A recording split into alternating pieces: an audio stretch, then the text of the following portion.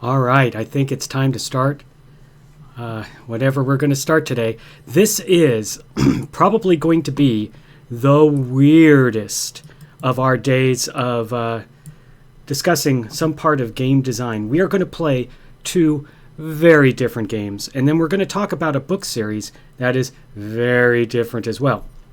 So please come join me on this new adventure of how designers use time. So there we go. That's all you need to know. Bye. So this game is called SuperHot, and it was kind of an innovative game for its time, and you'll see why. And I'll talk a lot about it. But one of the things it does is it really helps us understand how designers use time. So in this game, it's a fighting game. It's a shooty game, but it's more like a old school Jackie Chan movie. So keep that in mind when you see me play a level. And I'm just going to play a level, and then let's absorb what you saw, and then we'll talk about it.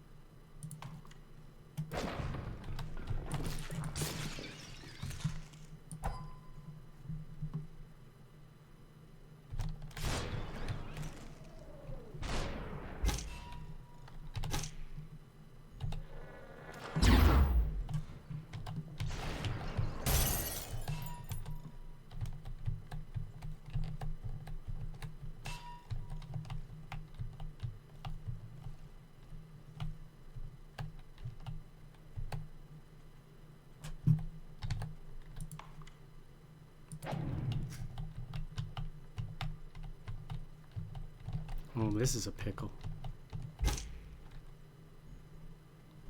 Bye. I don't got a lot going for me up here.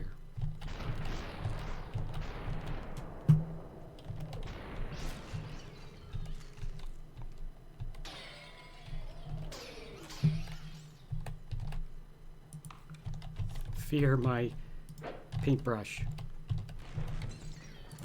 I have to make him drop his gun.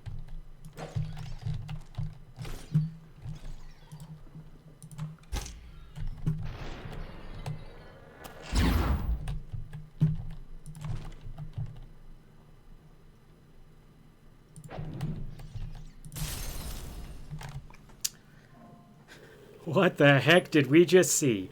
This is SuperHot, and its hotness, I guess, is all the way around how you use time.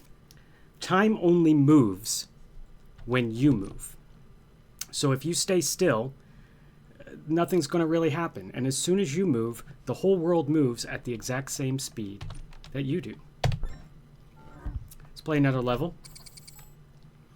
And we can see how time is a big part of what we're up to here.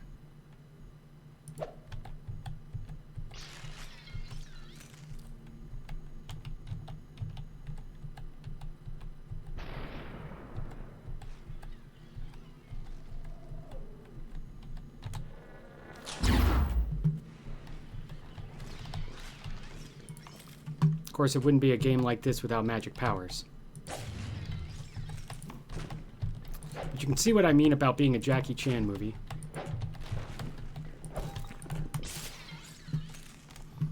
A lot of that in this game. Hitting someone, taking their weapon, and getting them with it. That thing is a sniper.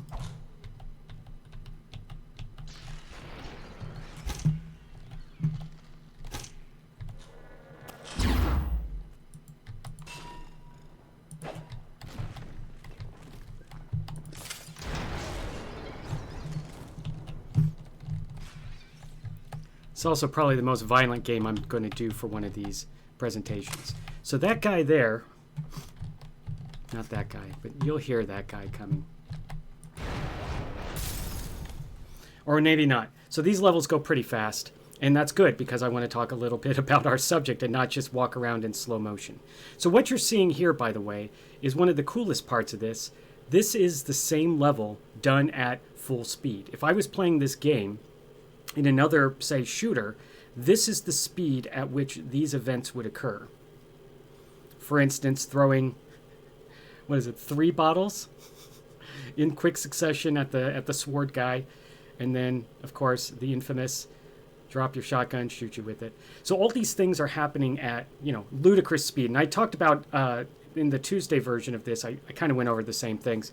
One of the things I talked about was exactly how fast this is. And so, thank you, Somnia. I actually can't do the chat thing again. That's because I'll figure it out someday on Streamlabs. So the speed at which this is happening is very chess-like. I'm planning several moves in advance. I'm responding to the situation with perfect situational awareness, right? This is the very definition of situational awareness. And so this is a great way to use time as your central core mechanic. This game would be nothing without this incredible slow motion, moving when you move play.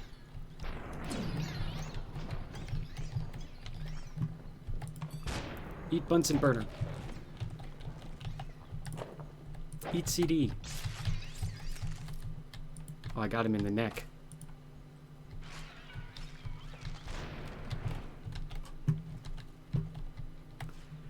So you can see, just like in a Jackie Chan movie, you can... Well, Jackie Chan couldn't switch into someone else's body. You can get magic powers. Of course you can get magic powers. This game is all about a hack of reality. Oh, this is going to be bad. Or maybe not.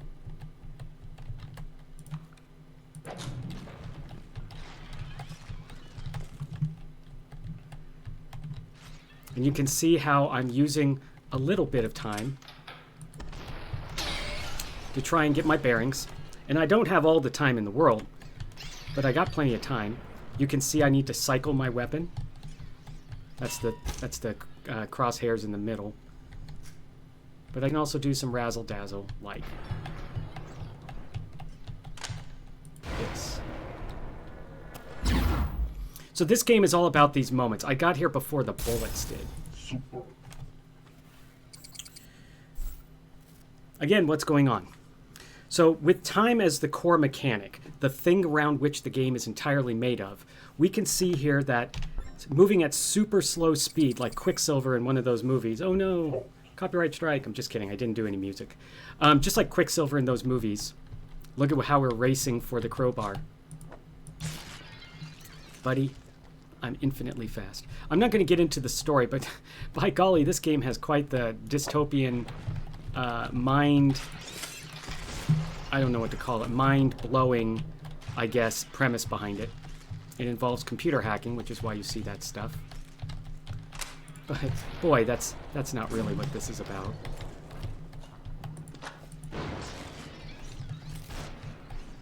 It's best to just think of this, as I always do, as a Jackie Chan movie. Okay, so for here, I want to estimate his movement. And he's trying to do the same with me. In this case, though, I'm too fast.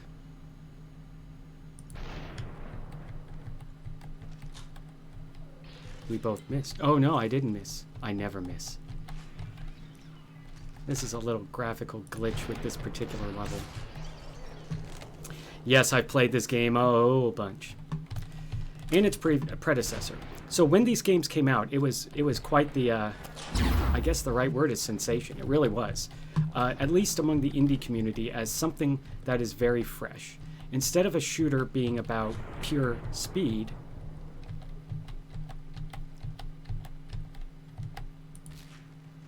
It was about something more strategic. Oh, I didn't die. Oh, I guess I did. So, super hot. That's the best way to end any level. All right, I can't talk over this thing though. All right, like I said, there's a narrative behind this. But what we want to look at is with time as the main gameplay loop.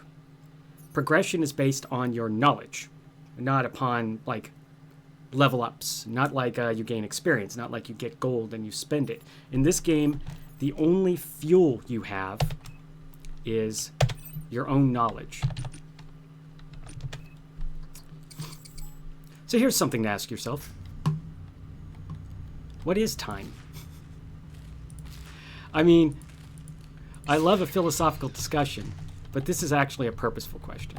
And the reason why is once we understand what time is, at least to a human, we could start to understand time in a lot of other contexts, like how a designer would use it. Oh, he's going to go for the bat.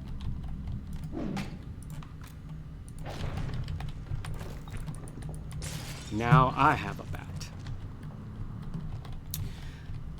So here, because this is the central gameplay conceit, every aspect of this game is here to serve that. For instance, the graphics. Everything that is black is a potential weapon. Everything that is white serves only one purpose, as minimally as possible convey where we are. Some sort of garage, some sort of maybe gas station. Yeah, there's a gas pump. And that's all that's really needed to do the job.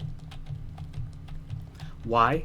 Because the central gameplay core loop requires the player to be able to take in a tremendous amount of information at once, called the cognitive load. And so for that reason, you want the minimal amount of other distraction. Enemy equals red, made out of crystals. Weapons are black. And everything else is the battlefield. Oh no, I'm out of ammo. You're never out of ammo as long as you can throw something. Whoops. Okay, he's going for his gun, or maybe he's running, because I am a freaking terrifying person if you think about what's going on here. Oh, he's going for the other gun. But I gotcha. Let's look at this central gameplay. We have glass shattering behind us. These battlefields, or these tactical fields, or these playgrounds are full of that stuff. Now that sound you heard means that the unstoppable werewolf is here, and the only way I can end this and escape them is to finish the level. They are unshootable, and they can teleport, because that's an essential part of any werewolf lore. So this core loop, what is it? Pick a level. The level actually has a narrative function, but even so, boil down to nothing. Pick a level, enter a situation kind of in media res, deal with it. Often you're in big trouble. You have to grab a weapon right away or whatever. Grab an improvised weapon. Sneak around. Or slide around. Warp around. Quicksilver your way around. Oh, there's that werewolf. Maybe I'm going the wrong way. And see, you can actually move fast if you want. And that just means everyone else moves fast. And again, we see this at the kind of speed at which, say, Unreal Tournament used to have. Like the original Doom used to have. It was frantic. It was frenetic. It was all about twitching, and it was really a lot about this thing you see where I'm moving back and forth. And by the way, I know that there's a couple people who watch who have trouble with this. Whew, we're not going to play this all night, so that's the only thing I can suggest. You can close your eyes and imagine the words I'm saying. So in games that make the gameplay itself, like this one, and to a degree Outer Wilds, which we'll see next, in addition to time being the central core moment of the gameplay, that does require you to have to do nothing with XP. It requires you to have to do nothing with loot, really.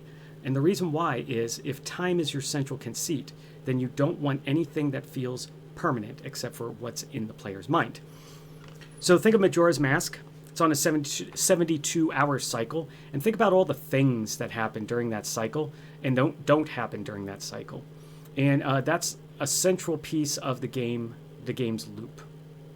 Another good one is Death Loop. Every day, you learn a little, you die a lot, and each day, because of this knowledge you gain by playing the game, and in that case, dying in many, many horrible ways, you can play the game better and better. Your mastery of the game, which is your ability to do whatever the game asks you, even if you're not any good at it, your mastery of the game is everything in these. You can see how no matter what the situation was, I was able to use any improvised weapon I needed to be able to move on. That would be mastery. Am I good at this? Actually, I'm not really good at this anymore.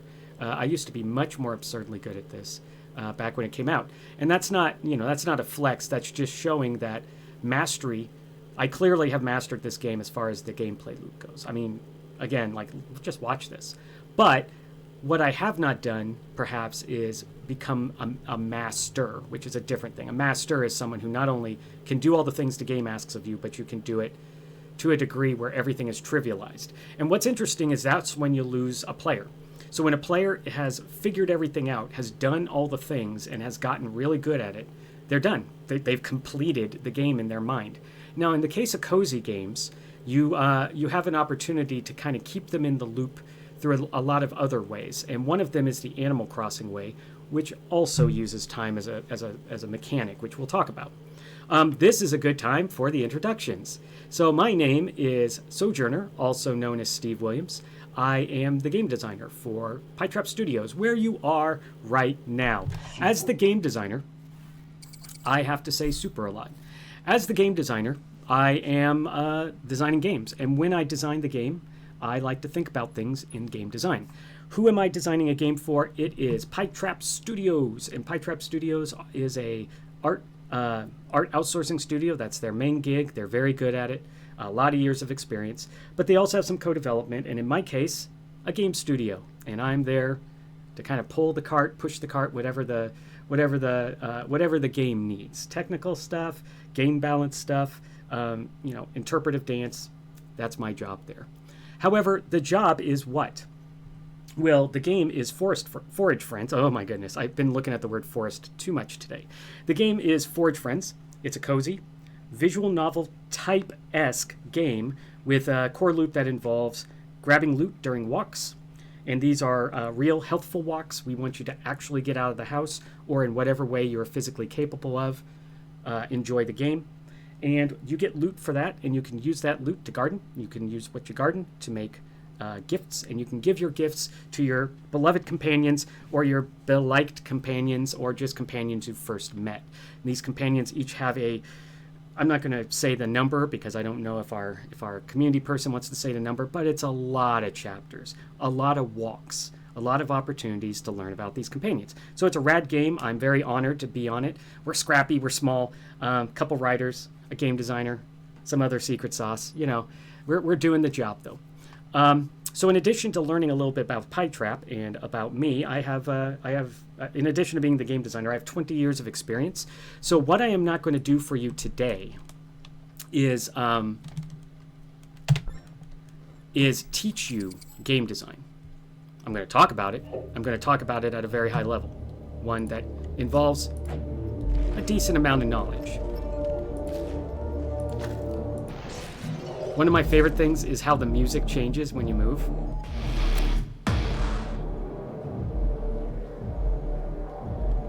You know what? Enough of this.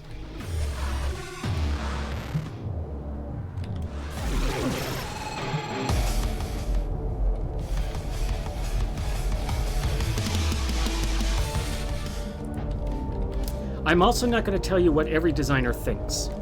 There is a discipline of design, but there's also the artistry of design, and that is kind of really what I'm talking about. Not just the craft, but how we create the art. Whoa. that is game design. And this is not the pictures, though the pictures are very important, of course.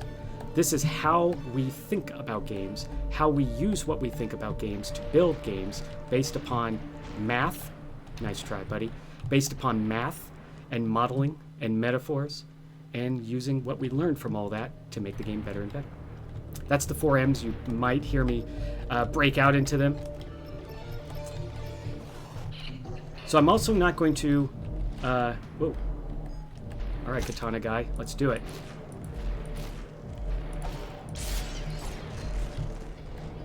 I got a 2 for there. And then I threw the katana like a fool. The last thing I'm not going to do is anything other than kind of tell you how much what I've observed over 20 years. How much I've done what, I don't know. That's definitely a question for the historians. Okay, this is a bit of a pickle. All right, Neo, how do we do this, buddy?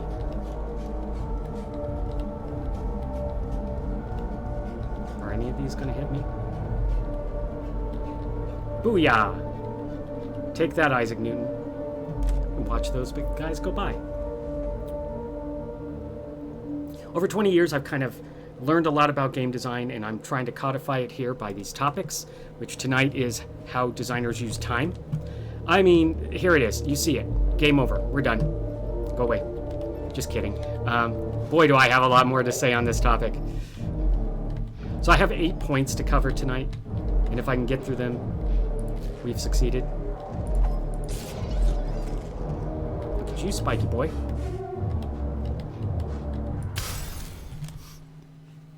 Each of these topics is about not just how we use time, but why we use time. Because time is a tool for us to do what?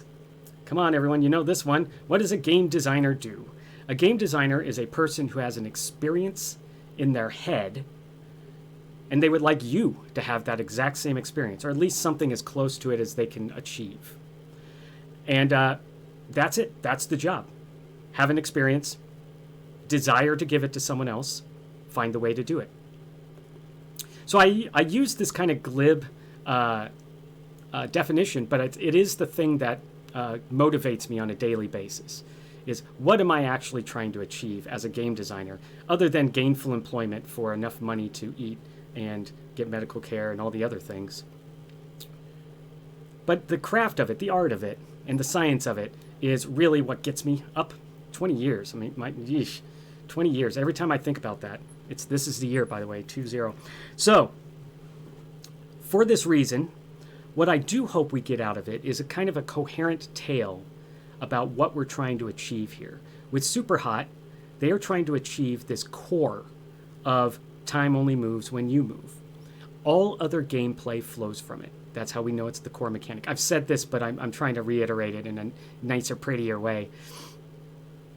We see this in Deathloop, which doesn't have this frenetic scale, but it does have lots and lots of points of failure, including ones that are required for you to progress with the plot. Spoiler, so does Outer Wilds. And it doesn't matter the scale of the time, it is the player's use of the time, their perception. So this is a good time to mention that time is a currency, and there is only one way it is spent, and that is when you do things, you are spending time to do them. And time represents your only life, your life force, the seconds of your life ticking away to play this game. Horrible to think about, right? I mean, it happens with the game designer too, but we get, capitalism out of it. But, the game designer's doing the same thing. When you're designing the game, you're giving up seconds and minutes and hours and days of your only life. So that is a currency. And as a game designer, I need to ensure that it is spent well. Anything else is unethical. Evil Genius 2. In a game like Evil Genius 2, the amount of seconds of my only lifespan I have to play to achieve something that I can achieve quickly in another game is why I have this extremely negative perception. As a person who values time, not just in terms of I got stuff to do, but also kind of on this philosophical level we're treating tonight, I kind of morally resent the use of my time as a player to not get an entertainment, not get the experience that designer had. Because the experience that designer had was not to spend 24 hours just to unlock one thing. That's, I mean, if they are doing that, then there's probably a lot of other reasons. Because, it's not about respect for time at that point. It's about how do we make that useful? And, some games don't. They just suck that time up. That's a good point to talk about time as a resource. So if time can be your central mechanic, like here in SuperHot, and I'm going to play a little more. If time is your central mechanic, then we can also spend this central property however we wish, as long as the player is getting an experience that can be played. And that's why UI is so important. That's why UX, which is user experience. User experience is the stuff you're seeing here. White non-playable space, but structured space that I, the player, need to know about. Black, potential useful things.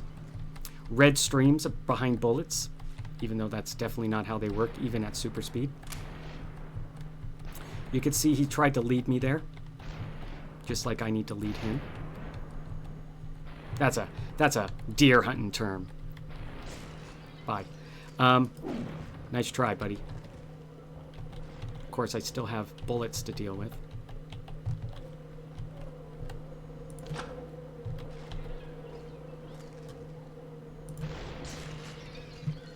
I mean, this moment right here is the beauty of the game.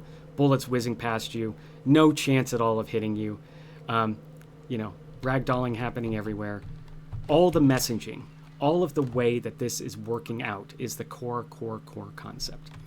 But I've talked about that a lot. Let's talk about time as a resource. So in addition to using it as a method to get your experience across,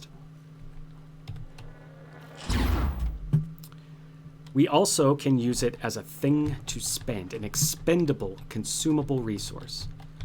And what the heck does that mean? Oh, he's leading me well. 3-round burst, brother. Whoa! Where did that come from? Got an updated rifle. Oh, I heard the click this time. I can't catch up to him to give him a punch. So there's a lot of this, and so speedrunners of this game don't do this. I'm in danger.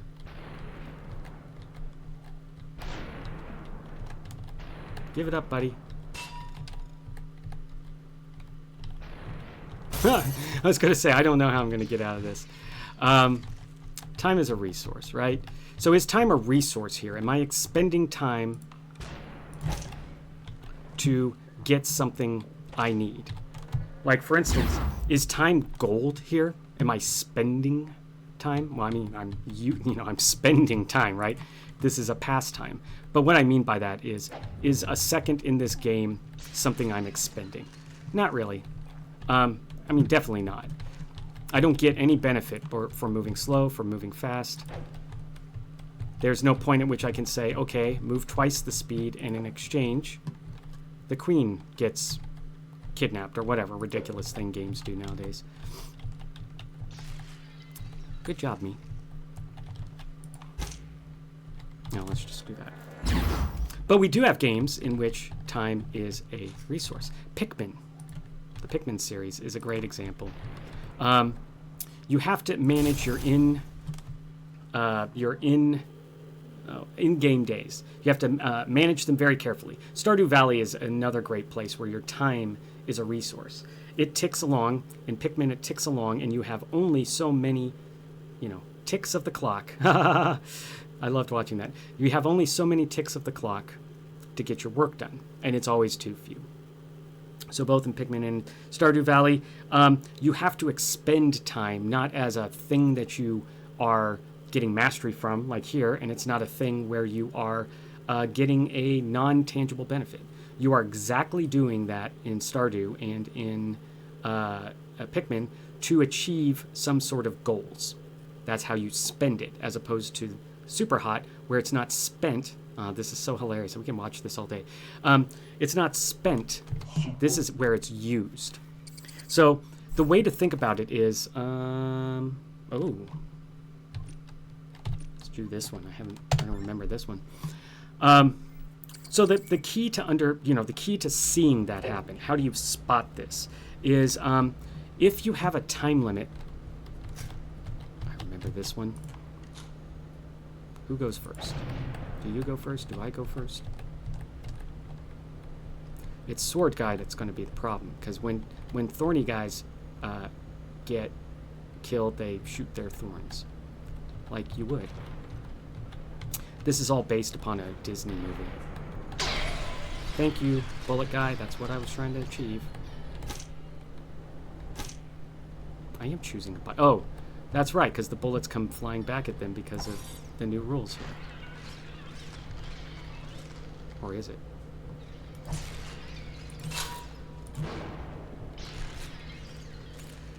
This got hairy. So if you have to optimize your actions within a time limit, that's using it as a currency. If you simply spend time, like here, I'm spending seconds of my only life, and you're spending seconds of your only life watching this, but nothing's happening. I'm not gaining. I'm not building up this resource. I'm not spending out this resource. And so that's how we know that the central mechanic is definitely not a resource mechanic in this game. Other games, perhaps. A good example is Frostpunk. If you've never heard or seen Frostpunk, you are more morally pure than the rest of us. It was a rough game to play because it was an apocalypse game in which you have to keep the last British people alive. And, you can decide how much you want to do that on your own time. Here we believe that all British people that can be saved from a snowy apocalypse should be saved by a snowy apocalypse. This is the Quicksilver moment. Nice try, buddy. There's a shotgun over here.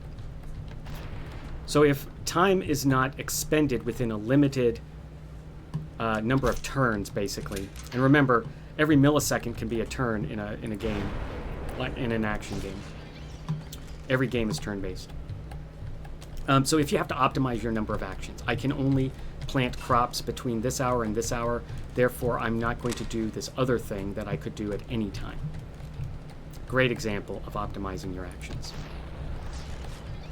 And the designer of this should know that when they design such things. Frostpunk is actually beautifully designed that way, because there are very few times where you have too much, and there are very few times where the moral choices, the choices you have to make, like should children have to dig coal to keep us all warm, all those moral choices come with time costs. In this case, if you have children dig in your coal mines, you're going to have more coal. But perhaps people are a little more unhappy, like their parents. So that in case, it's more than that, by the way. It's not just the moral choices that are expending your time resource, but there's just the usual things for a city builder or a tycoon game, like this house takes this long to build. Now I need to do the town hall. Like all that stuff is time-based, and it is using that as a currency, but it's really using something else. Looking at the time. Oh, we're doing better than we thought. Super hot. Super hot. Super. Yeah. Every time, my chums. All right. Well, we're 35 minutes in. There are some lurkers. There are some watchers on VOD later, and there are some people at YouTube who are going to watch this. I love you all. I think you're all awesome. Let's continue moving on. By the way, Persona, time as a resource. It's because all life sims, like The Sims is that way too. You have a certain amount of time which you have to spend wisely. But what is it like? Let's get a comparison with another one of these. Time manipulation as a player power, as a thing you can manipulate. This is not time manipulation. While I can speed up and slow down the game, what am I don't like you anymore. Oh. Oh, I'm in danger. You know, it's fun that I'm not on camera for this, because my tongue was out. I mean, now they're in trouble. So let's think about what I mean by time manipulation as a player power. That means I can use time itself to do things, to get my goals accomplished. Try to achieve whatever experience the game designer desired of me.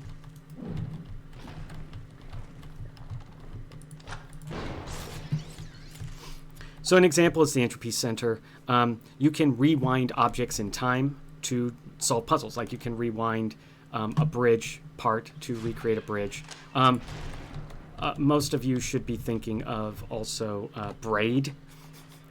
It's funny, when I first set this up, I was like, oh, I should play Braid for a one about time, but then I discovered I didn't own Braid, which is the first prerequisite for Sojourner to show you a game. You know, 300 and some odd games in my Steam library, and yet I didn't have that one, which is weird. Normally I try and get the famous indies when I can. But anyways, Braid, you can rewind any mistakes you make and use that both as player knowledge, like in number 1, but also just to determine puzzles and actually to solve puzzles. Prince of Persia: Sands of Time is an older game, but they also have time rewinding. It's a thing that you can explicitly do to manipulate the game. You are using time, the player, not the game designer. Now, of course, the game designer has done what they can. Nice try. Ah, you got me. To make that fun, right? Like, you don't just say the player can manipulate things. When you allow a player to control time,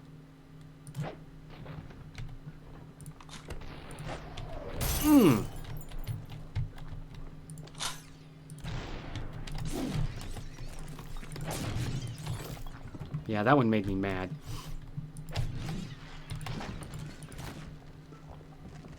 Where's that katana?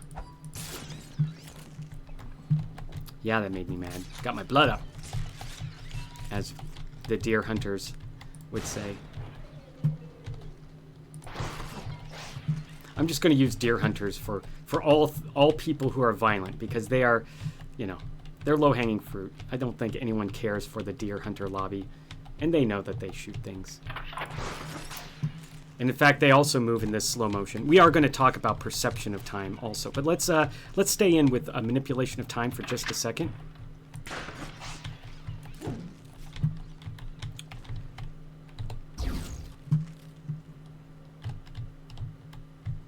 So some examples of how controlling time or manipulating time happens is when you can speed up or slow down things, not like this, where it's actually all one speed. It's just how much I want to use, you know, how much speed I'm using at this time. But it's more things like I'm going to go double speed through here and half speed through here. Maybe half speed to get past a puzzle, double speed to fight an opponent. You know, traversal also. So I did puzzles, I did combat. We're seeing combat. To a degree. We're seeing at least the outcome of such manipulations. But you can also think of the specific traversal. So traversal is a thing that I like to talk about, and maybe for a future thing. So traversal is the ability for, well, anywhere in the world, but the ability for a player, in this case, to move across. And I've kind of hinted at traversal here. We're in a gym. I'm throwing weights at people, and there's a certain amount of space that I can move. There's cover that I can move behind, and the movement is the traversal. And so you can think about a game like Satisfactory that I showed us the first time. And in Satisfactory, I mentioned that there's like 7 ways to move, from ziplining to flying a little jetpack to flying a electric fan thing to bouncing off of a trampoline. There's a number of ways to move. Being on a train, being in a buggy. There's all these ways to move. And it's genius because this allows the player to interact in a lot of ways just by how they traverse. Now, that's not time manipulation, that's just traversal.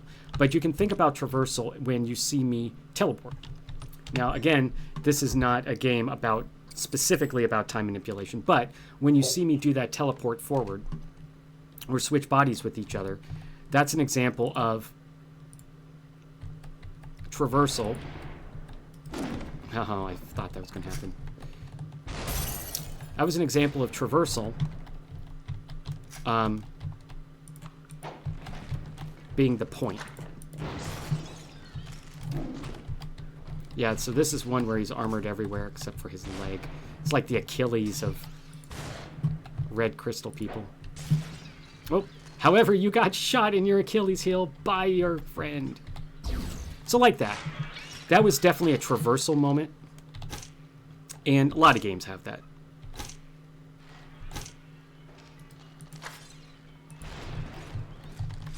Just hitting the wrong button there. So traversal is a lot of the Prince of Persia games. It's really about getting somewhere. And in the case of Sands of Time, you're using the ability to manipulate time itself to solve all this traversal problems. So I'm not going to talk about player time manipulation because we can mention a lot of candidates too that might be light time manipulation and maybe not.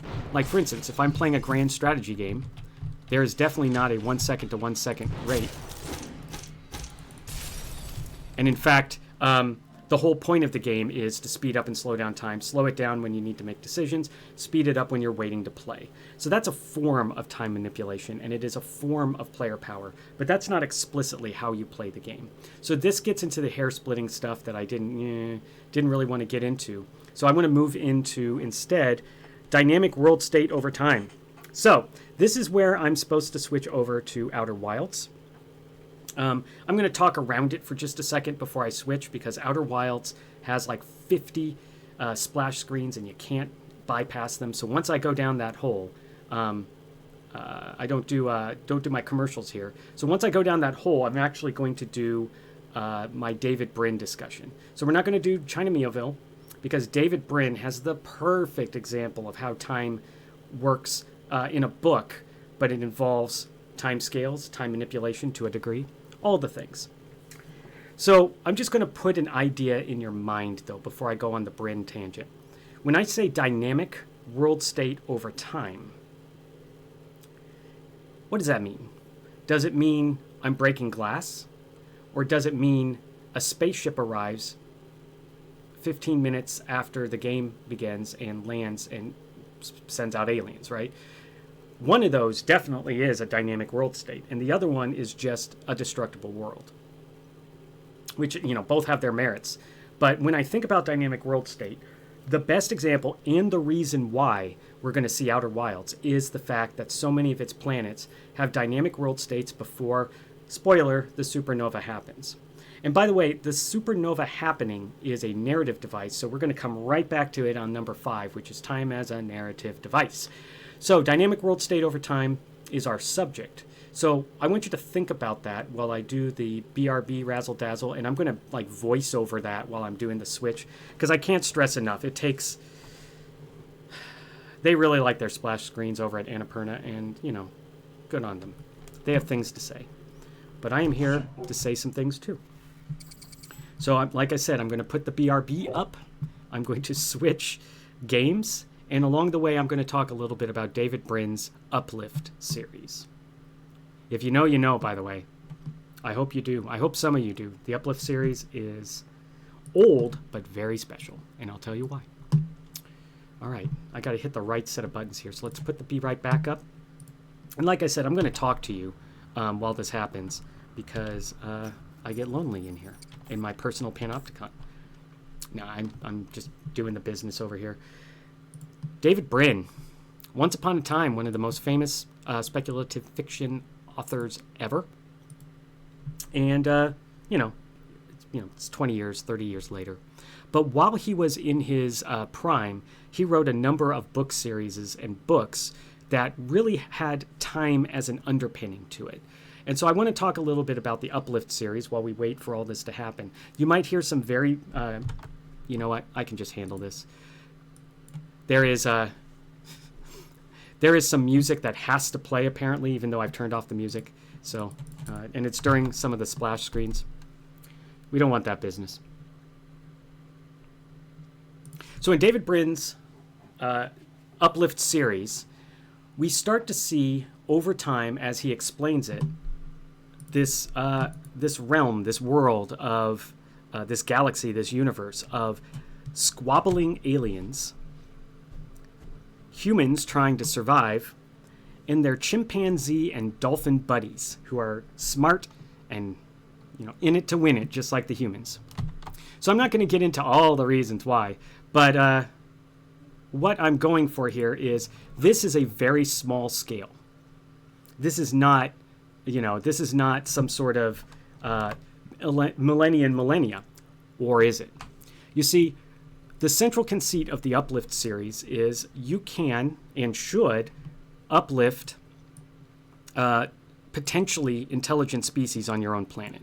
What that means is like dolphins, right? Dolphins are pretty smart, but we could potentially, with genetic engineering, make them, you know, able to be senators, which is, you know, a thing that happens in the Earth world. Now, for reasons that I don't really want to get into, Earth is special.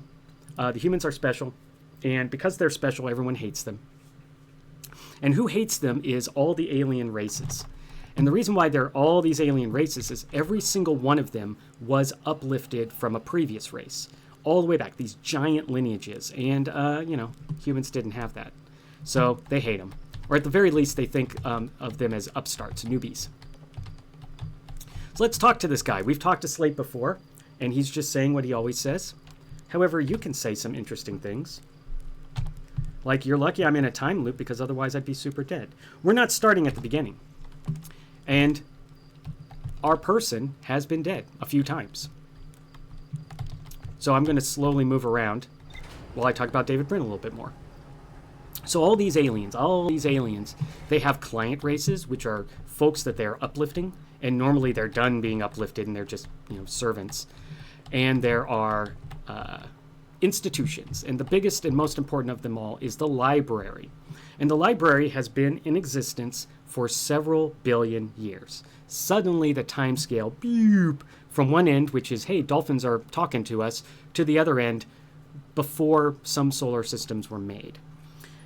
No one knows who was the first to create things and put it into the library. But what everyone knows is there can be nothing invented because it's all already been invented and it's all already in the library. What you need to find is where it is in the library because it's all the knowledge of 2 billion years. So all these other species, they don't have any sort of like science. They don't have any sort of experimentation or anything like that. They just go to the library and look things up. So they are profiting off of 2 billion years of knowledge. And each of those species has been uplifted from a previous species. So the next obvious question is, how long does it take to uplift a species? Now for the humans, about 50 years. But for most of these species, 10,000, 20,000 years. It is a cultural effort that takes, 100, 200 generations to achieve.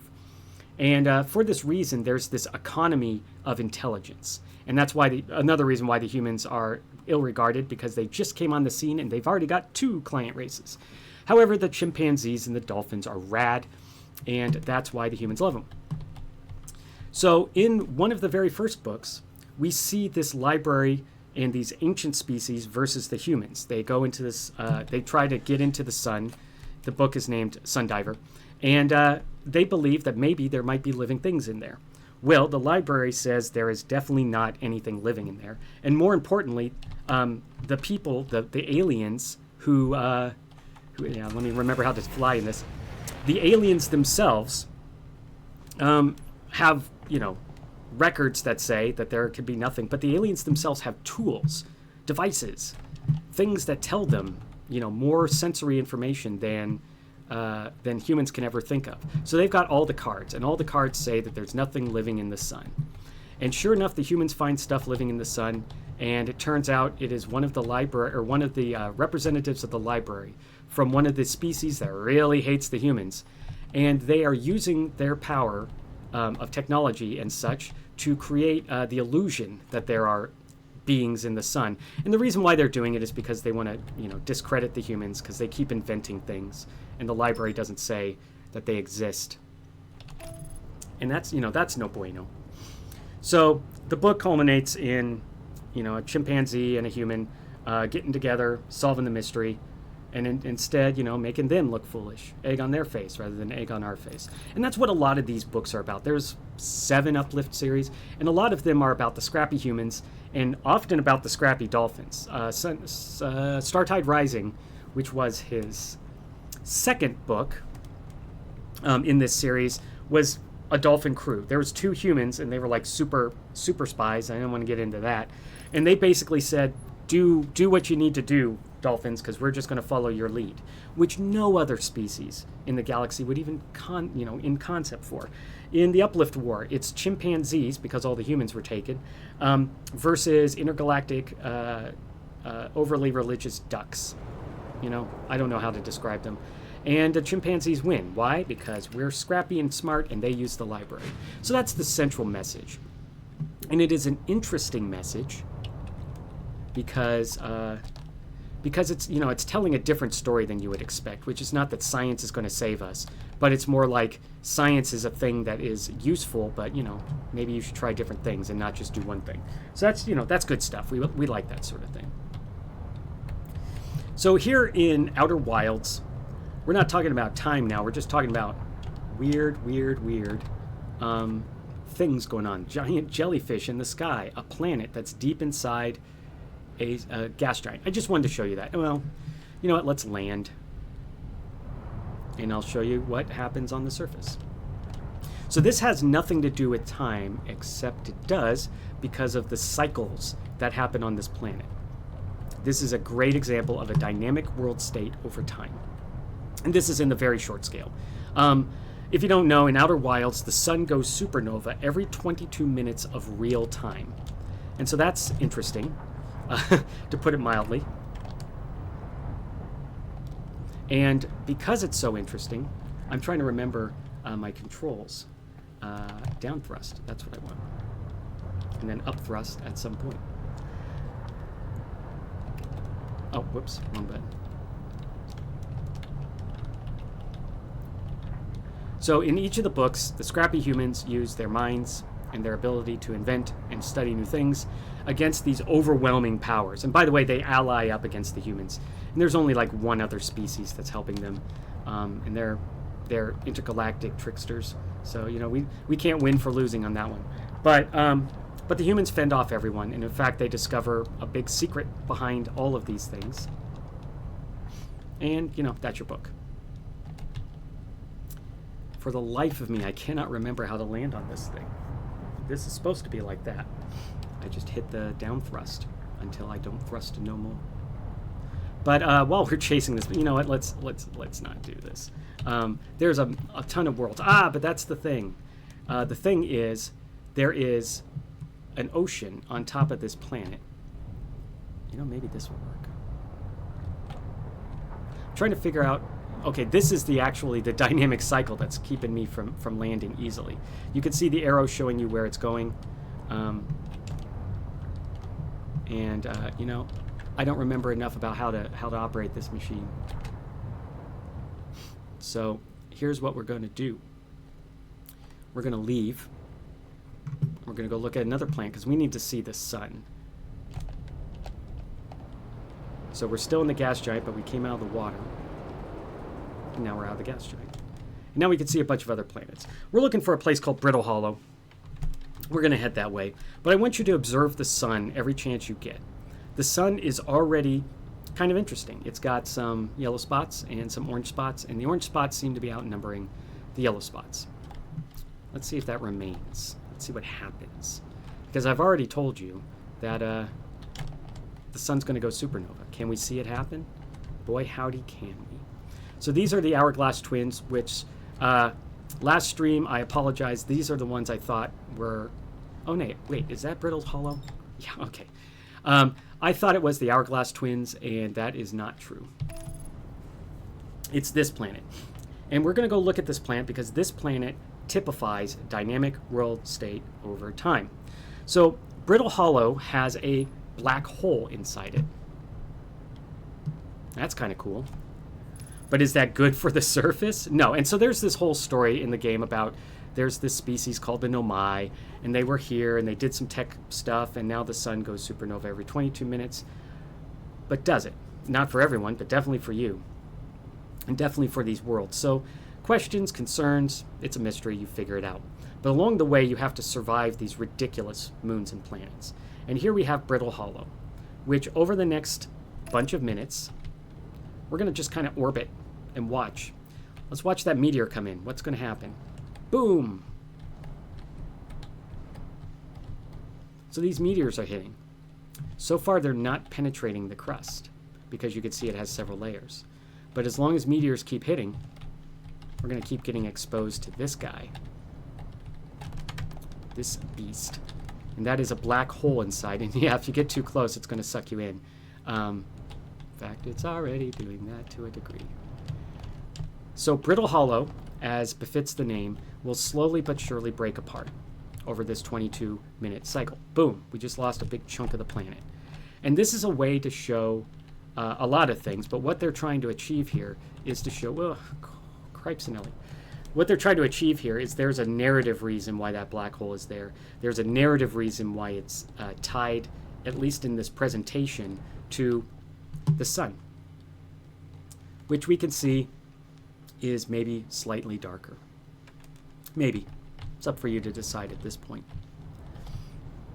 So because we have this dynamic world state, because we have this planet literally crumbling in front of us, we have extra timers. Because the best clock has no hands, right? The best clock shows you what's going on rather than, shows you a indication of what's going on, which is the hands of a clock, right? It's just saying, this is what time is here. So instead, we want to show time in a way like this. This is the best way. This planet is collapsing over time. That's a thing. That's a way you can show time.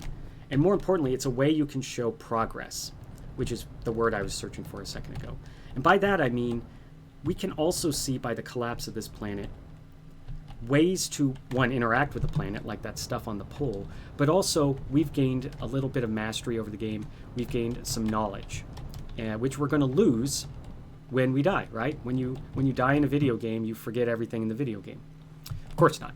So this is another example of if we use time as a central conceit, in this case the dynamic states of the world and the dynamic states of the sun, then you can't, and then the moon I almost clobbered, then you can't really use other time to do things. You've already got time doing work.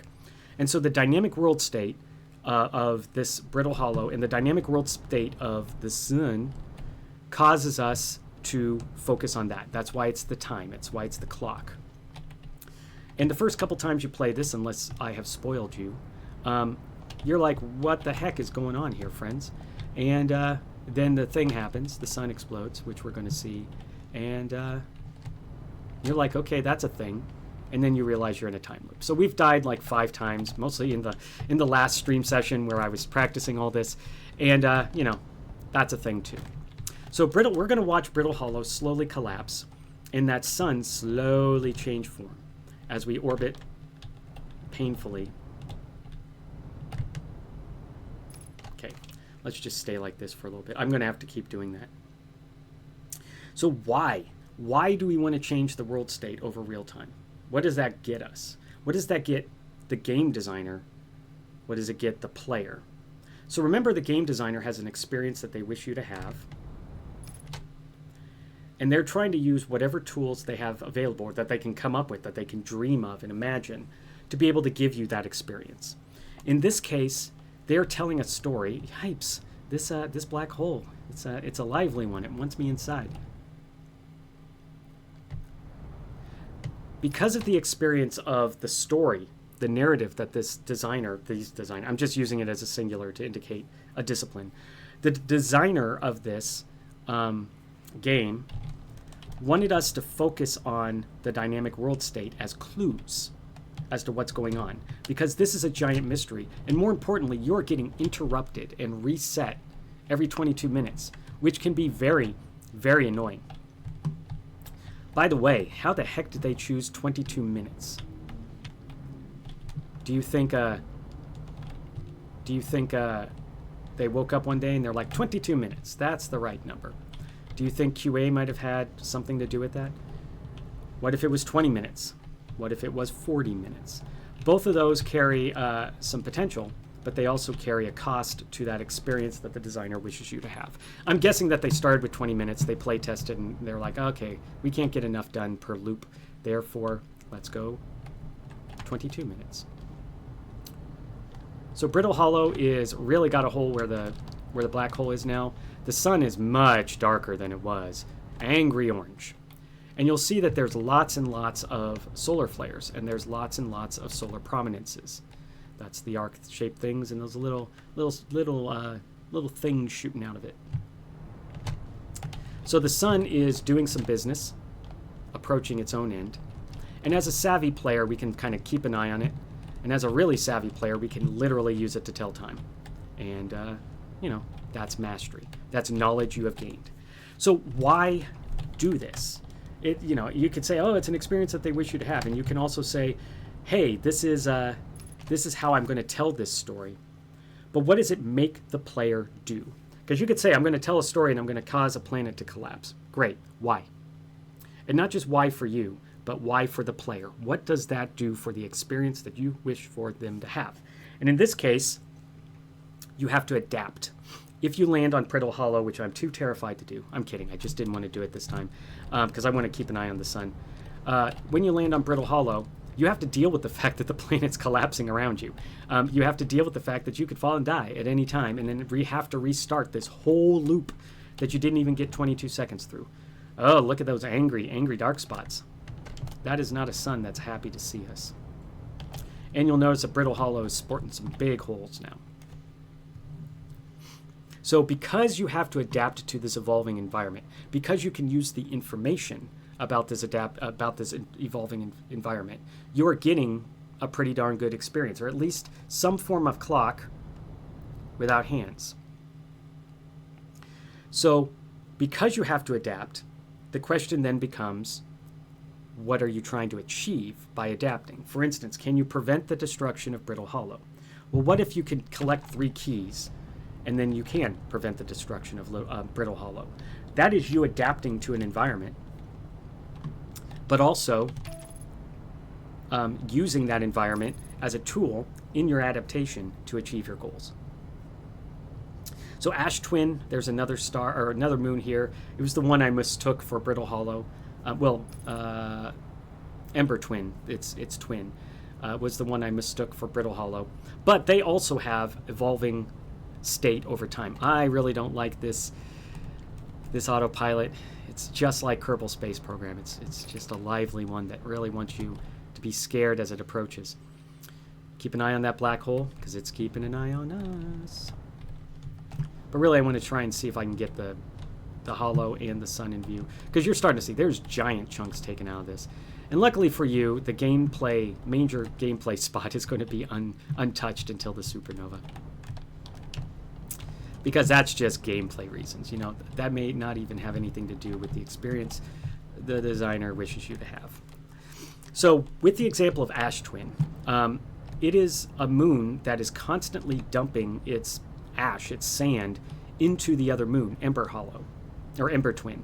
And Ember Twin is taking on this sand, and it's filling up, providing at least some traversal opportunities. It provides a dynamically changing landscape that you have to both deal with, because you don't want to get buried. I can't remember if you can get buried. But also, where is the sun? There it is. Now that, my friends, is not a healthy sun in any way, shape, or form. We can leave Brittle Hollow. I think you get the point on that one. So we can keep an eye on the sun. Never stare directly at the sun, kids, unless you have proper protective equipment. I am playing an alien right now, not a human being. They can look at the sun. Besides, this sun is finishing up its whatever it's going to do. So with the ash, the sand moving between the planets, causing the planets to change, you have to react to that, all within this 22-minute time scale. Legend of Zelda, Breath of the Wild, it has a weather system. And that dynamically affects the world. That's kind of a looser one, but it does determine things like what you have, what you are available to have, what kind of things you find. Weather is an important way to convey a basic dynamic world change and keeping it as something that the player recognizes without it being without you having to like collapse a planet, right? Or cause a star to get darker and darker and darker in an ominous way. So weather, and I'm just using Breath of the Wild because it's got distinctive weather, and it's also got distinctive time of day, like so many games, like Stardew, like Forage Friends, like a lot of games. And so the time of day affects the gameplay, and you as the player have to adapt to that. And, there's adaptation like planning, and then there's adaptation like, oh crap, it's dark and these things called creepers are coming out. Both of them are adaptation. One involves a different part of the human mind than the other. Executive mind, or executive function, is what happens when we think. And it's mostly there to plan and explain. Explain what the heck you're up to. Why are you suddenly in the bath bathing? Who authorized that kind of thing? And also planning, right? And so this is the part where I get to do my favorite analogy. But it is important because we want to talk about all games as simulations to some degree.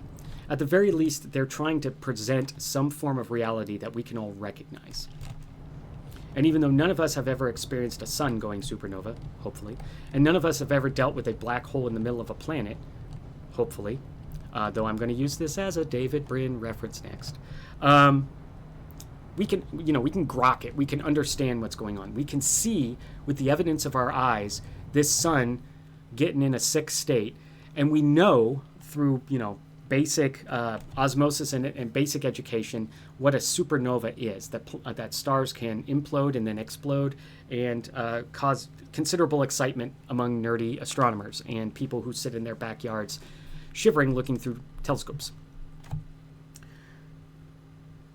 So with this dynamic world state, we have to ask ourselves, is this telling the story of the game? Is this the narrative piece that causes this game to move, that causes the action to move, that causes the story to occur? In this game, arguable. There are characters, there are situations that do require you to do things in this dynamic world state, but also it involves considerable narrative impact. It's things like talking to other explorers, and listening to their music and learning what their deal is, and then learning what their planet or moon's deal is. So all these things together, that's definitely narrative. But here I'm also talking at the dynamic world state part.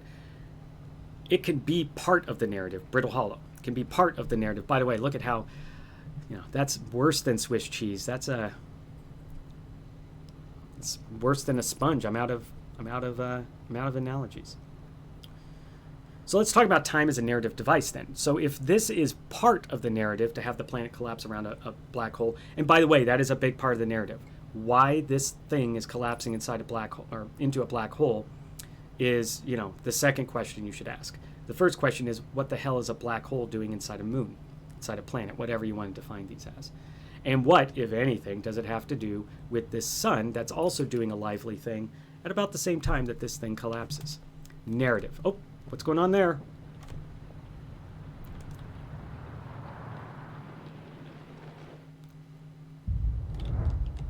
Let's hide behind the planet. Let's hide behind the moon. Let's hide behind the planet. Let's hide behind the moon. I don't think we're getting out of this alive. So, we have just hit a reset. Everything we have done is undone. But everything we have learned, unless you haven't been paying attention, is retained. This is the crux of time as a device at all for a designer. If you're using time as a tool, then at the very least you're giving some sort of learning to the player. even if it's just, this is how to complete this level. And therefore, when I see this level again, I do it in a different way.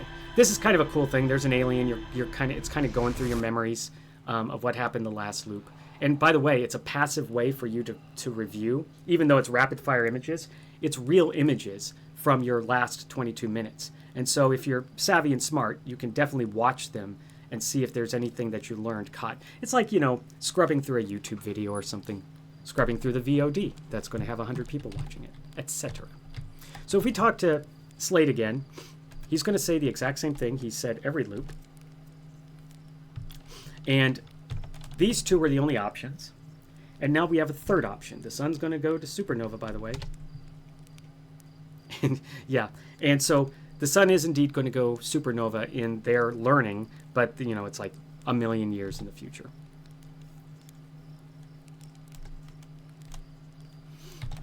You could, by the way, roast marshmallows. So these are narrative elements, right? Like the conversations I have with Slate here, where I am increasingly alarmed, I guess, concerned about these changes. Oh, that's right, there's this whole mini game. Extend stick, move stick. Oh, that was some flames. All right, we have no time to doze off because that does use our lifespan in the game and the only life we have in real life.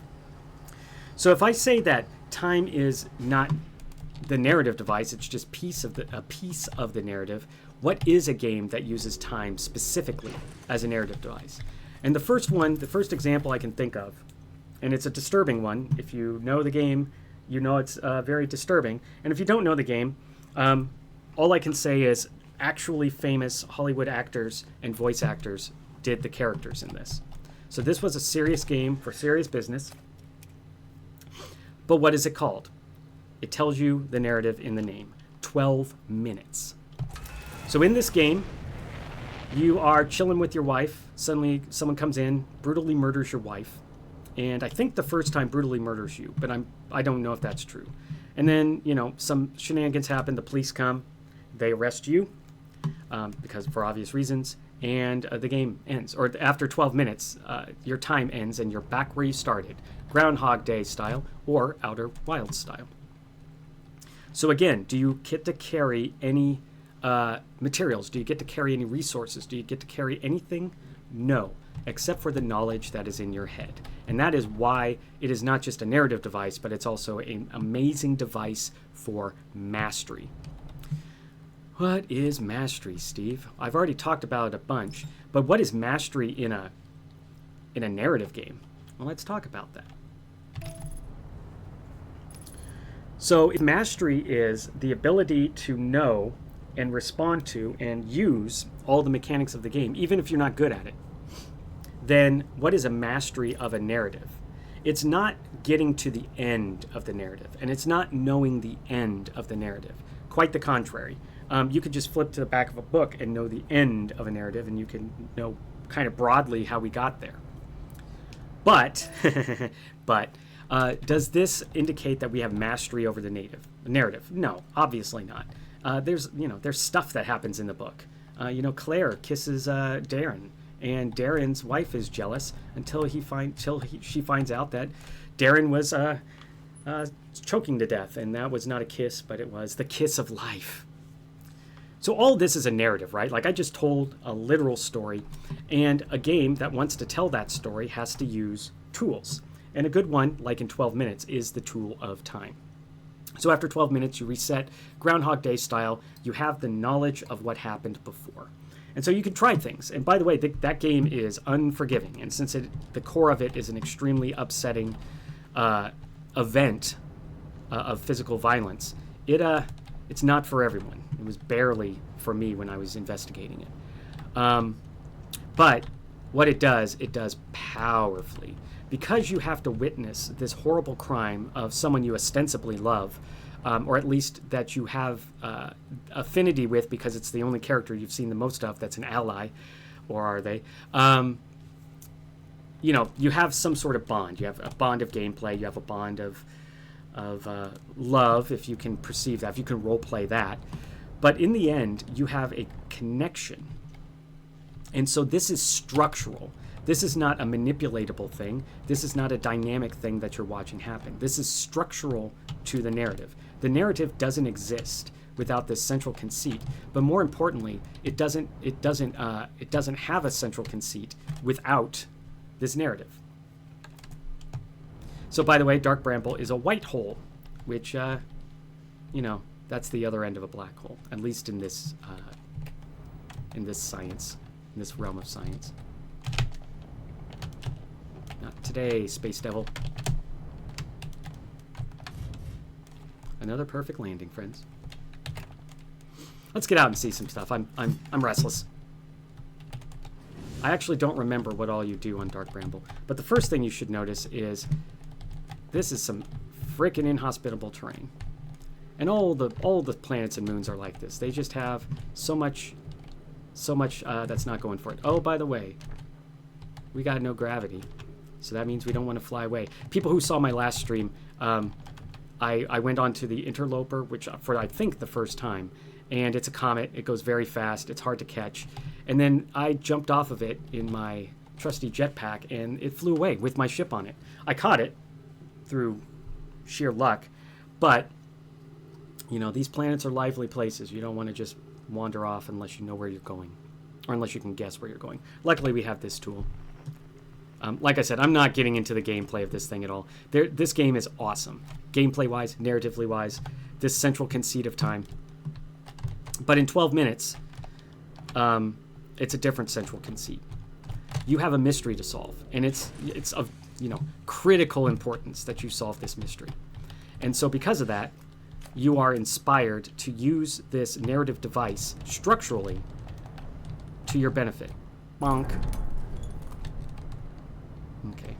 I may need to deal with this. I mean, I do need to deal with this. I don't remember repairing this anytime recently. Bye. I love you. Okay. Nope, nope, nope. Where are we going? Where are we going? This wasn't intended to take all my attention. This was supposed to be the chill part. I don't even remember. Ah! I was on top of it. I promise. It was on fire when I lay on it. Oh. I was on the moon with Steve. I'm dead. Thank goodness. What an end. So because it is structural in the storytelling in 12 minutes, it restricts what the player knows, right? You can only find out so much every 12 minutes. And it causes you to experience important things over and over, but it causes you to find important things, other important things, one time. And that's a cool bit. That's how you do a mystery, but in this case, they can use the time loop to do it. This game has a mystery at its heart too, and it uses the time loop to do it, but it's not as structural. This game is really about dynamic world states pushing you around to choose what you're going to do each loop. Whereas 12 minutes, it's the structure of the narrative. It's because of these 12 minutes that everything else happens. Another example is Life is Strange. It's kind of a more loose one, but it has the time rewind mechanics, and that allows you to change your dialogue choices. So that's definitely a tool for a narrative device. Return of the Obra Dinn. I didn't really investigate this one, but what I got out of it is you're trying to find out things in the past, and you use time frozen vignettes to kind of look through them to find out stuff from the past. I should have watched more videos about that one, because I have definitely not played that one. Looks good. Looks interesting. I like a good crunchy narrative. But in the end, it's about looking at past events through time-frozen vignettes. By the way, The Division, of all games, does this all the time. You can see these slices of events, 50 days in the past, 100 days in the past, years in the past, 5 minutes in the past. And so this rewinding in time. By the way, Cyberpunk also does this. Whoa, I chose the wrong button. Oh, we're alive. I meant to do that. Any landing you can walk away from. So because we're restricting what the player knows, or what they can do, and then tell a story around that, this is how this becomes a narrative device, which incidentally Cyberpunk does pretty well. Cyberpunk does use its ability for you to learn about events in the far past because of Keanu Reeves, and it has you learn from events in the near future because of Keanu Reeves, and it allows you to manipulate what you know from the past and what you know from it. The future is loose, right? Like it's what is going to probably happen. You use all of these things together to tell a story. Time is a narrative device. This is Cyberpunk 2077. I don't know if there's another one or if there's some sort of rights thing here, but Cyberpunk 2077 uses time as a narrative device.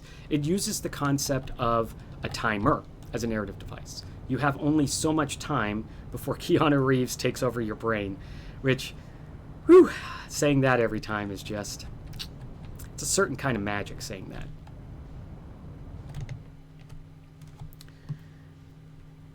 Real time versus turn-based flow. This is something I think most of us think of when we think of time as a tool for the designer. XCOM. So XCOM may not be known to a lot of you, but XCOM is basically chess with guns, and it has two main ways of using time. First off, there's real time, which you have this ant farm, you got a base, and it passes every second is a second in the real world, which is a terrible thing to do when the game takes months of game time. So what do? You can speed it up, slow it down, and so this creates an interesting real-time pressure. That's in most games that involve base building or civilization building or making huge decisions. Often they have huge time scales, like in the case of XCOM, 8 months or so, if you're poor and poor at it, and then you have these battles, which should be frantic, but they are something else. They are turn-based.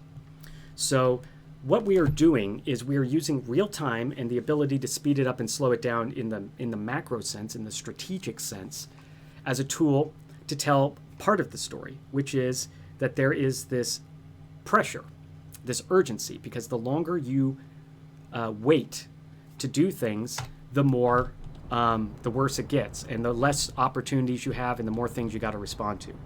However, when you go into the chess versus guns section, it's a completely different game. I mean, it's why it's called chess with guns, because you are now suddenly in this turn-based world where instead of time being this thing that flows and it creates events and stuff like that you got to deal with, which a lot of games do, by the way. I'm just using this as a central example.